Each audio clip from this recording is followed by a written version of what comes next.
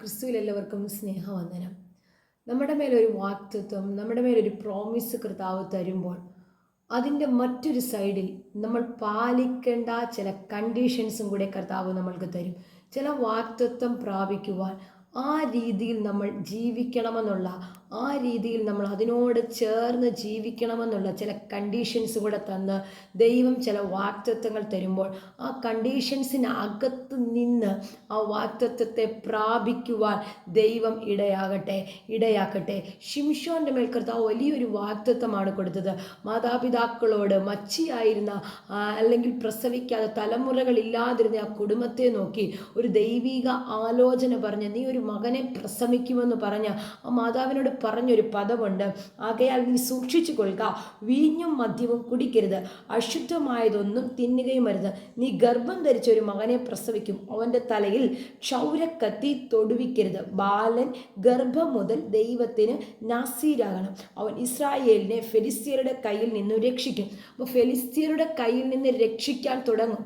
ആ ഒരു പ്രോമിസ് കൊടുക്കുമ്പോൾ, ആ ഒരു വാക്തത്വം കൊടുക്കുമ്പോൾ അതിനു മുന്നോടിയായി തന്നെ കുറച്ചധികം കണ്ടീഷൻസും കൂടെ കൊടുക്കുകയാണ്. ഇന്ന് ഞാൻ ഈ വചനം പറഞ്ഞുകൊണ്ടിരിക്കുമ്പോൾ ഈ വചനം കേൾക്കുന്ന നിങ്ങളോട് ഞാൻ ആത്മാവിൽ ഒരു ദൂതിനെ കൈമാറുക. നിനക്കൊരു വാക്തത്വം കർത്താവ് തന്നാൽ വാക്തത്വം ദൈവം നിവർത്തിക്കും. കാലം എത്ര കഴിഞ്ഞാലും നിന്റെ മേൽ കിടക്കുന്ന പ്രോമിസ് അതിനെ കർത്താവ് നിവർത്തിക്കും, പൂർത്തിയാക്കി തരും. പക്ഷെ അതിനനുസരിച്ച് ആ വാക്തത്വം നീ പ്രാപിക്കുവാൻ, ആ വാക്തത്വം നിങ്ങൾ കയ്യിൽ മേടിക്കണമെങ്കിൽ അതിനനുസരിച്ച് നിങ്ങൾ ജീവിക്കേണ്ട, നിങ്ങളുടെ ജീവിതത്തെ ക്രമീകരിക്കേണ്ട, നിങ്ങൾ സൂക്ഷിക്കേണ്ട ചില കാര്യങ്ങളും കൂടെയുണ്ട്.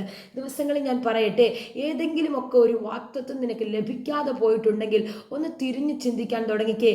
എൻ്റെ ജീവിതത്തിൻ്റെ ബലഹീനതകൾ കൊണ്ടോ, എൻ്റെ ജീവിതത്തിൻ്റെ കുറവുകൾ കൊണ്ടോ കർത്താവ് ഏതെങ്കിലും ഒരു വാക്തത്വം ലേറ്റ് ആകുന്നുണ്ടെങ്കിൽ ഒന്ന് ഏൽപ്പിച്ചു കൊടുത്ത് തയ്യാറാണെങ്കിൽ, ഒന്ന് പ്രാർത്ഥിച്ച് അതിനെ ഒന്ന് തിരിച്ച് നിൻ്റെ ജീവിതത്തെ സൂക്ഷിക്കാൻ തയ്യാറാണെങ്കിൽ ഈ 2024 പൂർത്തീകരിക്കുന്നതിന് മുന്നേ നീ കേട്ട വാക്തത്വങ്ങളെ പ്രാപിക്കുവാൻ ദൈവം ഇടയാകും. കണ്ടീഷൻസ് കൃത്യമായി സൂക്ഷിക്കുക. ഏദനിനകത്ത് ഹല്ലേലൂയ ആദിമ മനുഷ്യനെ സൃഷ്ടിച്ചിട്ട് കർത്താവ് ഒറ്റ കണ്ടീഷൻ പറഞ്ഞു, വൃക്ഷത്തിൻ്റെ ഫലമെല്ലാം നിങ്ങൾക്ക് ഭക്ഷിക്കാം, പക്ഷെ നടുവിലുള്ള വൃക്ഷത്തിൻ്റെ ഫലം നിങ്ങൾ തിന്നരുത്. ഇത് തിന്നുന്ന നാളിൽ ദൈവം കൊടുത്ത തേജസ് നിങ്ങൾക്ക് നഷ്ടപ്പെടും. പക്ഷെ ദൈവം പറഞ്ഞ ആ കണ്ടീഷനെ അവർക്ക് സൂക്ഷിക്കുവാൻ കഴിഞ്ഞില്ല, അവർക്ക് ആ കണ്ടീഷനകത്ത് ജീവിക്കുവാൻ കഴിഞ്ഞില്ല. അതുകൊണ്ട് തേജസ് അവർക്ക് നഷ്ടപ്പെട്ടു.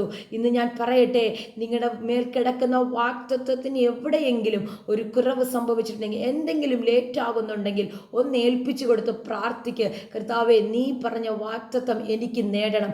അതിനെൻ്റെ ജീവിതത്തിൽ എന്തെങ്കിലും കുറവ് സംഭവിക്കുന്നുണ്ടെങ്കിൽ, എൻ്റെ ജീവിതത്തിലെ നടപ്പിലോ എൻ്റെ ജീവിതത്തിൻ്റെ പ്രവർത്തികളിലോ ഏതു മേഖലകളിലും ഞാൻ എവിടെയാണ് ക്രമീകരിക്കപ്പെടേണ്ടത്, ഞാൻ എവിടെയാണ് ഒന്ന് നന്നാവേണ്ടത്, കുറച്ചുകൂടി ഒന്ന് ദൈവത്തോട് അടുക്കേണ്ടത്, ഒന്ന് ഏൽപ്പിച്ച് പ്രാർത്ഥിച്ച് ഈ ദൂതിന് ആമേൻ പറഞ്ഞ് സ്വീകരിക്കുന്നുവെങ്കിൽ 2024 പൂർത്തിയാകുന്നതിന് മുന്നേ നിങ്ങൾ കേട്ട പ്രോമിസുകൾ നിങ്ങൾ പ്രാപിക്കുന്നതായി തീരും.